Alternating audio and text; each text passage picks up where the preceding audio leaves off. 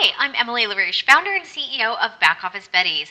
One of the things that we do to foster engagement and connection with our team is we require FaceTime.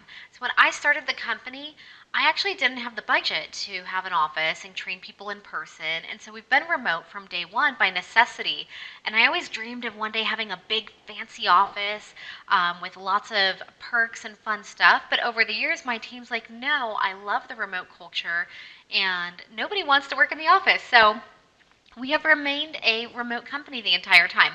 So when we have our meetings and our one-to-ones, we require FaceTime. How often have you been on a call where you are looking at your phone, you're checking your text, you're looking at email, you're not fully engaged? So we require FaceTime because when I'm looking at you eye to eye, I'm going to give you my full attention. And it's easier to reinforce that good behavior. And the bonus is you connect better with your teammates. The second thing that we do is we keep a pulse on the mental health of our team.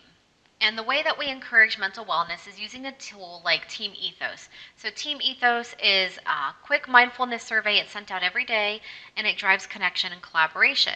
So, the daily survey will focus on psychological safety, mindfulness, and then it lists any team concerns and it gives team members an opportunity. If there is someone they want to give a shout out to, they can do that. That's actually my favorite feature.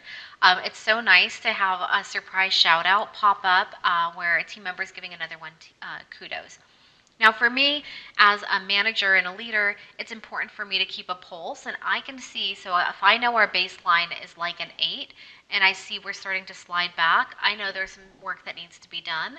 And a good way that we've been able to course correct on that is when I saw the team really getting overworked and stressed, and their mental wellness was taking a dip, we implemented a wellness day and we sent the entire team throughout the period of a couple of weeks. We let everyone take long lunches, go get a massage, um, or do something that will promote wellness. Immediately we saw an increase, and so I use the tool like Team Ethos to keep a real good pulse check on that and then actually take proactive action when you see things are starting to take a dip. Number 3, party. Who doesn't love a party? We try and get together. So we have offices in 4 different states, and we'll try and have regional get-togethers when we can in person. Now, that's not always possible. So as a team, the entire team comes together to party. I've been to some really fun Zoom parties. I've done a Lotteria where we had margaritas and a taco kit mailed out to us, and then we play Lotteria, which is like a Hispanic bingo. It is so much fun. We've done trivia. During trivia it was really fun because we all had to dress as our favorite TV character, and that was a blast. The whole team had a great time. So just because you're remote doesn't mean you can't party together.